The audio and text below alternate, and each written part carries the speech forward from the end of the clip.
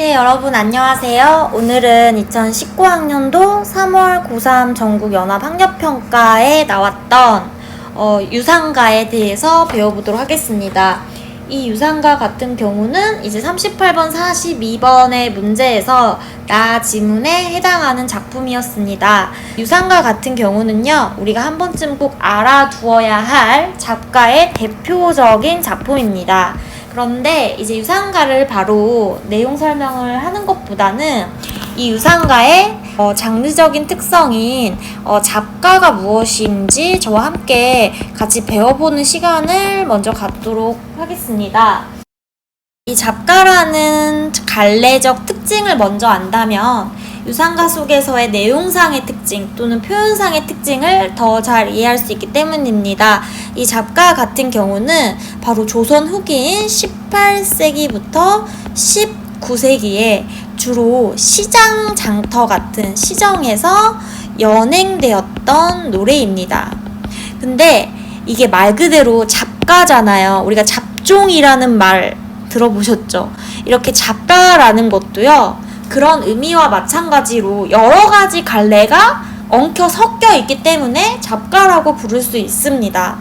이 잡가 같은 경우는 시정에서 연행이 되었기 때문에 주로 서울이라던가 평양이라던가 이런 대도시에서 공연이 됐다고 볼 수 있습니다. 그런데 이거를 부른 사람들이 누구냐? 우리가 시조라던가 민요 같은 경우는요, 시조는 이제 양반들끼리 향유하는 거고, 민요는 뭐 여러 가지 갈래로 나뉘지만 주로 서민들이 일을 하거나 또는 자신의 한스러움을 한탄하면서 일반적으로 부르는 노래였잖아요.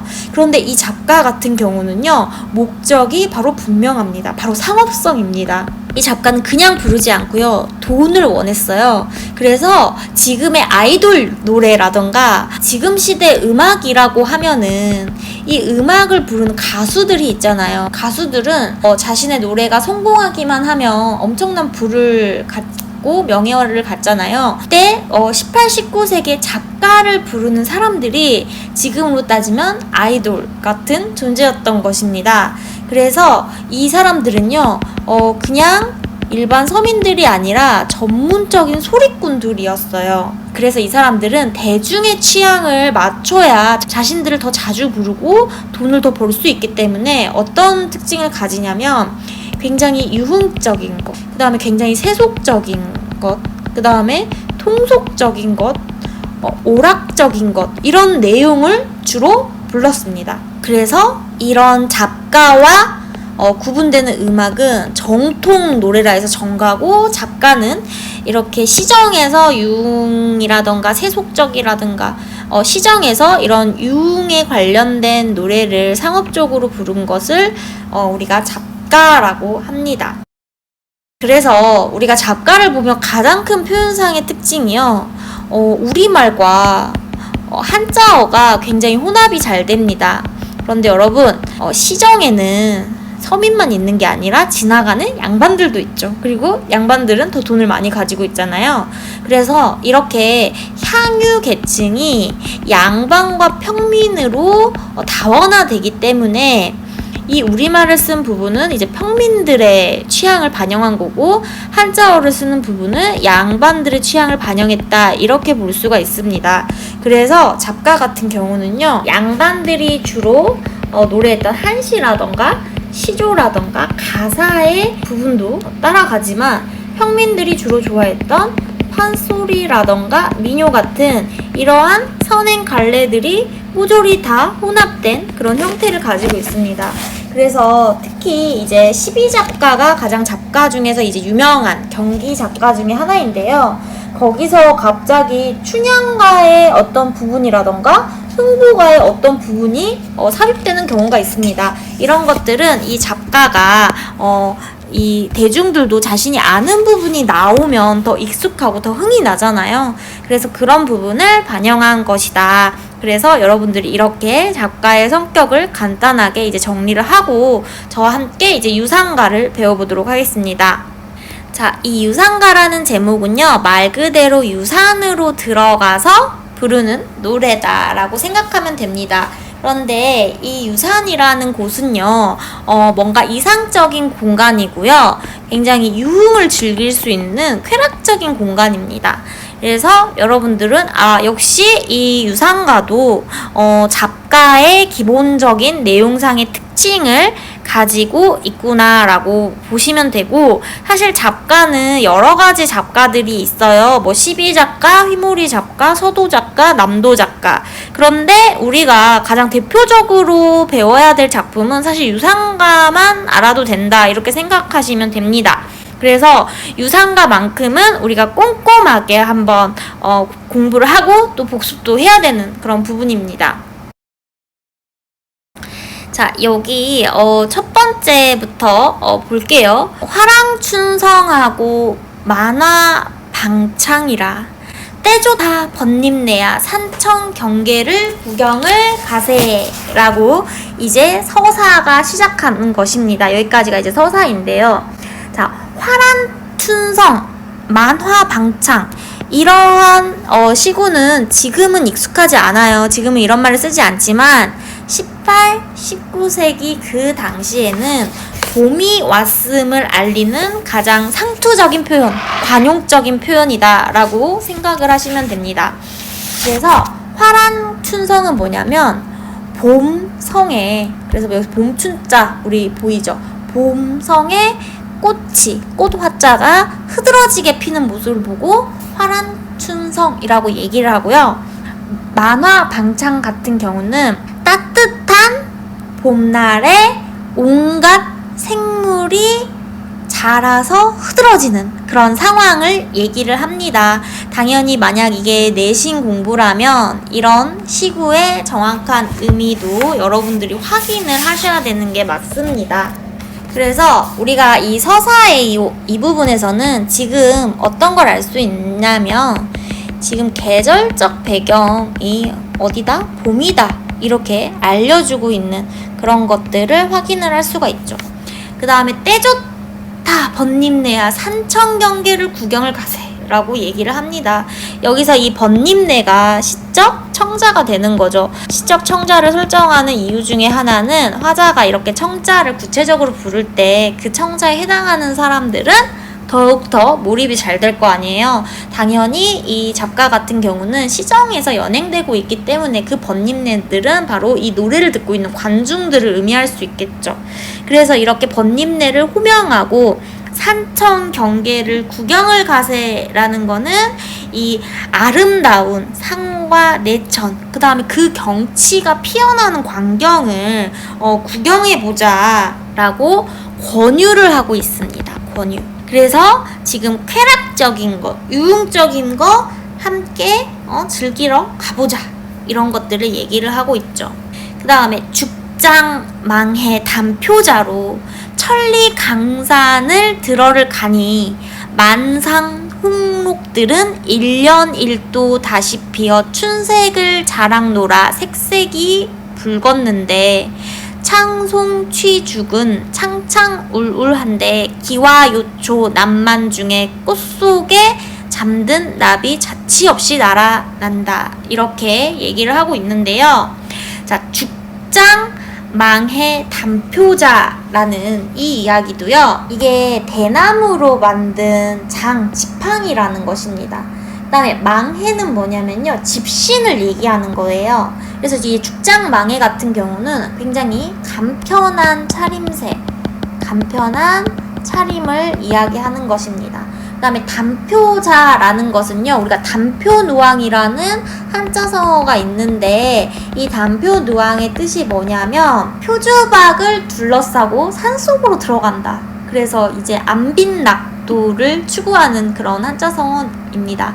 그래서 지금 유산이잖아요. 그래서 유산에 지금 같이 들어가는데 옷차림을 가볍게 하고 그 다음에 소박한 차림새로 천리강산을 들어간 상황을 얘기를 하고 있어요. 그랬더니 그 산에 만산 홍록들은, 자, 만산 홍록은 뭐냐면요, 산에 가득 찬 거예요. 뭐가 가득 찼냐면 붉은 빛과 푸른 빛이 가득 찬 거예요. 그래서 이것은 이제 봄이니까 아름다운 자연들이 피어나는 그런 상황이라고 볼 수 있고, 여기서 표현상의 특징은 굉장히 생동적인 색채 이미지를 사용하고 있습니다. 그래서 이렇게 색채 이미지를 사용하면 시각적 심상이 되고요. 우리가 구체적으로 이 상황을 상상할 수 있죠. 1년 1도 다시 피어 춘색을 자랑노라.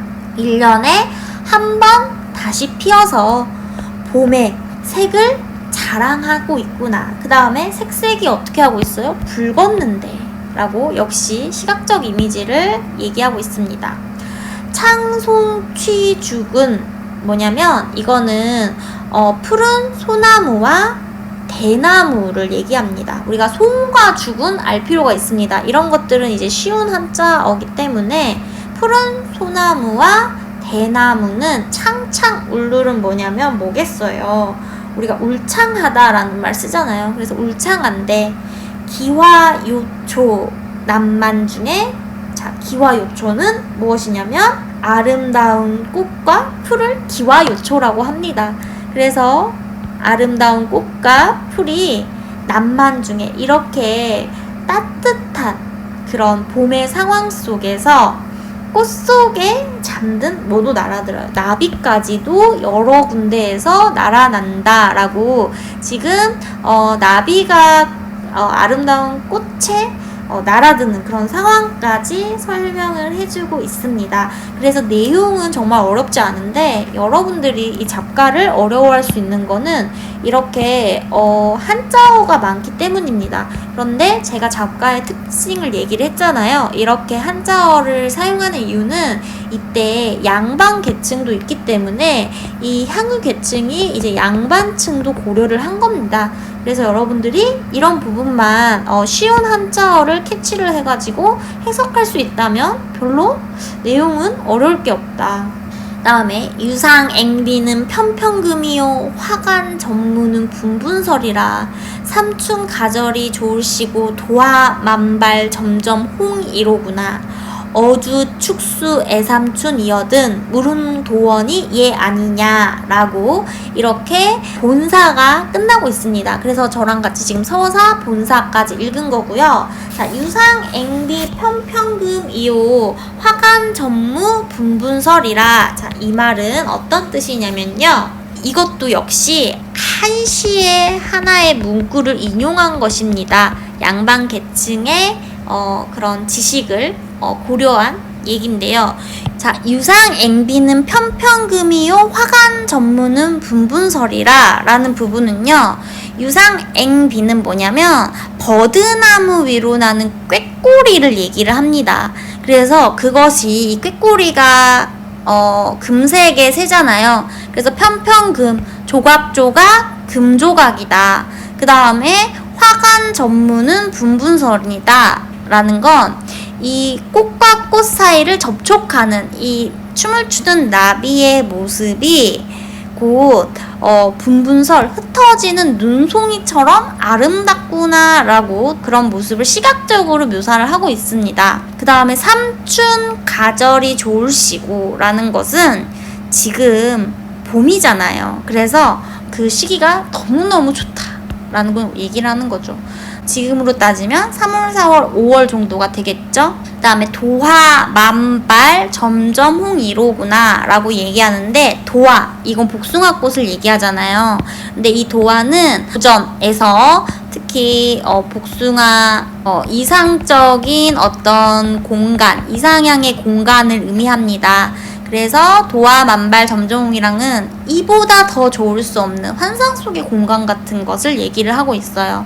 그래서 복숭아꽃이 많이 피어가지고 점점 붉은 그런 모습입니다. 점점 그래서 홍이로구나. 그 다음에 어주 축수 애삼춘 이어든 무릉도원이 얘 아니냐라고 했는데 어주 축수 애삼춘 이어든 이거는 어떤 말이냐면 이게 고기어잖아요. 그래서 고기잡이 배를 띄워놓고 지금 봄을 즐기고 있으니 자 아까 도화가 이상적인 공간을 의미한다고 했는데, 그래서 여기 바로 무릉도원이 나옵니다. 그 환상 속의 공간이 여기가 아니냐라고 물어보고 있습니다. 그런데 여기서도 역시 이제 강조법의 이제 서리법을 쓰고 있는 것이죠. 그래서 봄에 아주 화려하고 아름다운 경치를 계속해서 노래하고 있는 그런 상황이구나, 우리가 쉽게 파악할 수 있고요. 그 다음에 이제 중약이 돼서 층암 절벽상의 폭포수는 콸콸 수정염 들이운 듯 이 골물이 주룩주룩 저 골물이 쌀쌀 열에 열 골물이 한데 합수하여 천방저 지방저 소쿠라지고 펑퍼져 넌출시고 방울져 저 건너 병풍 속으로 으르렁 콸콸 흐르는 물결이 은옥같이 흩어지니 소부 허유 문답하던 기산영수가 얘 아니냐라고 이렇게 나와 있는데요. 제가 지금 문어체로 그냥 읽고 있어서 이제 여기서 운율감이라던가 그런 부분이 잘 전달되지 않는데, 국립국악원에서 유튜브나 이런 데서 쉽게 찾아볼 수가 있습니다. 실제로 국악에서는 계속해서 이 잡가를 부르고 있고요. 유상가를 검색만 해서 찾아본다면 이 부분이 어떻게 노래로 불러지는지도 여러분이 들을 수 있습니다. 이 부분은 굉장히 율동감이 잘 나타나는 그런 표현상의 특징들이 있는데요. 우선 보자면 층암절벽상이라는 건 층층으로 있는 바위가 있는 절벽이에요. 거기에 뭐가 있냐면 폭포수가 있어요. 그게 어떻게 쏟아져요? 콸콸! 이런 거는 의성어로 음성상징어죠. 우리가 시어 공부를 할 때 음성상징어가 쓰이면 아주 굉장히 생동감이 살고 사실감이 드러나고 현장감이 살고 이런 것들 배우잖아요. 게다가 이 음성상징어를 자주 반복하면 운율감도 생깁니다. 자, 수정염이 들이운 듯 수정발, 그러니까 아름다운 수정을 낀 면을 들이운 것처럼.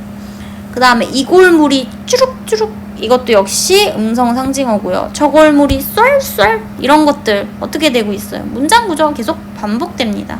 그래서 전체적으로 이 잡가 같은 경우는 대꾸법, 이건 운율상을 특징을 위해서, 그 다음에 은유법, 그 다음에 비유법, 이런 것들이 많이 나옵니다. 열의 열골물이 한데 합쳐져서 천방저 지방저, 이거 천방저 지방저 사설시소에도 나오는데 막 왔다 갔다 하는 그런 천방지방 하는 모습이라고 생각하시면 되고요. 이런 거는 의태어겠죠.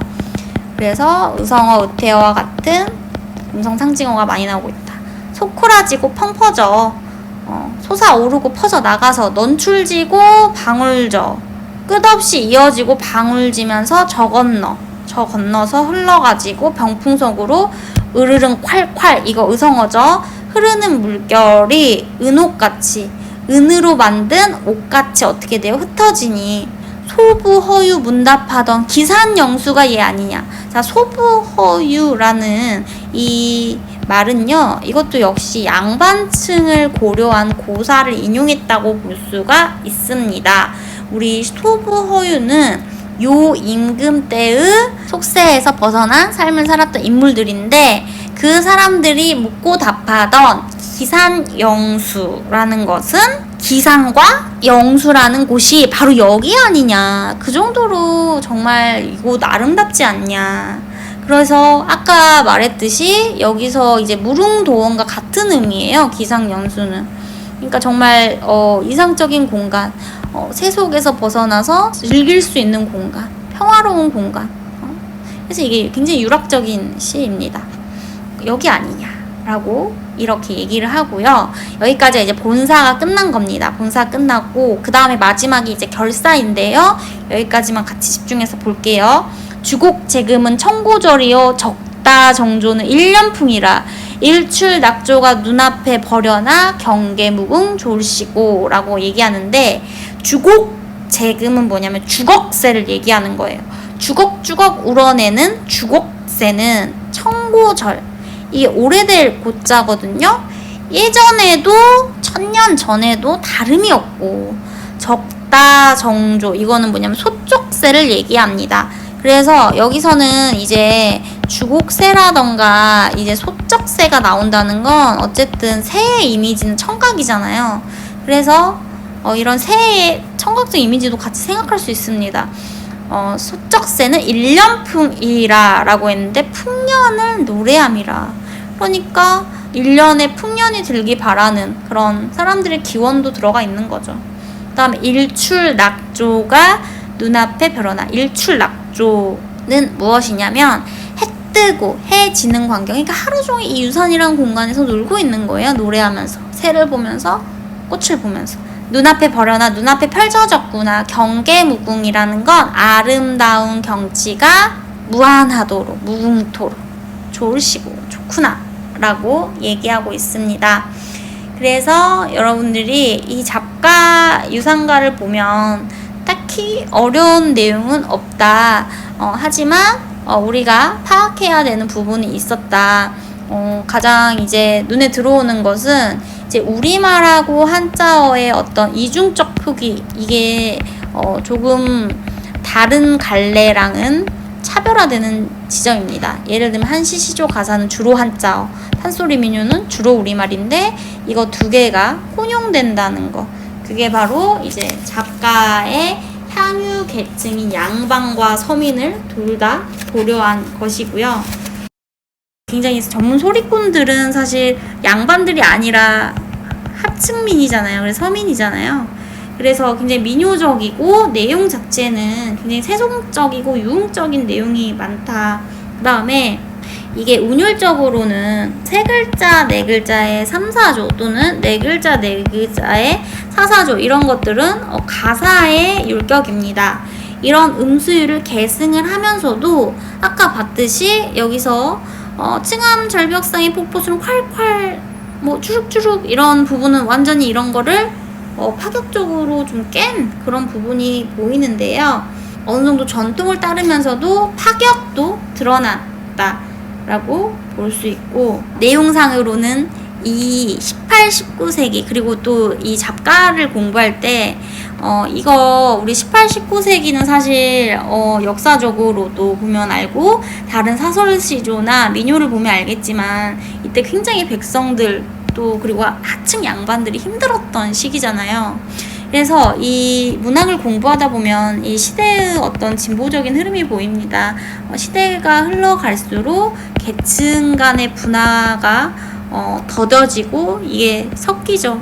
그래서 가난한 양반 너무 많아지고, 그 다음에 서민들에 대한 불만 많아지고 여성들의 인권이 강화되고, 그렇다 보니까 이 18, 19세에는 게다가 이제 자본주의가 본격적으로 유입되는 그런 시기이기 때문에 굉장히 혼란스럽고 그리고 현실이 너무 어려웠어요. 근데 이 작가의 내용을 보면 무조건 우리 아름다운 산으로 가자 이런 식으로 약간 힘든 상황에서의 어떤 도피적인 성격이 보이죠. 그래서 현실을 잊고 우리가 갈 곳은 자연밖에 없으니까 그런 자연에 한번 몰입하자라는 그런 부분의 내용의식도 우리가 볼 수가 있습니다. 그래서 여러분들이 오늘 유산가를 잘 같이 공부를 해봤고요. 이 부분에 대해서 정리를 한 번 더 해주셨으면 좋겠습니다. 오늘 강의는 여기까지고요. 다음 시간에 다시 만나요. 좋아요와 구독 꼭 눌러주세요. 안녕.